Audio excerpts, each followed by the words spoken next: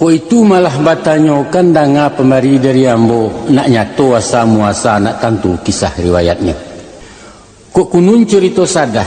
asanya ulang kita gadang pamenan putih sibunian tinggal di gua lubuak danau bujang 9 majagonyo. Dibaka jelidah api dibasuh yuaya bungo putih nemukan nalang-alang bakda dia ditimpo santan.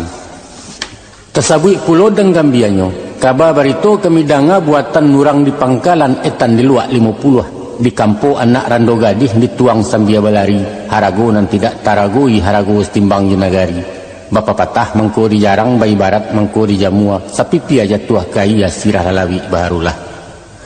kona tahu tentang timbakau santo bugis timbakau Aceh diracik tukang di piobang sai narudau batang padi jalua timbangan banang suto mahampai si cinto buliah sadang paralu tak nyuado indak bakandak dapet sajo Harun setahun pelayaran Harun nanusah ditanyakan najawah mengko mendayo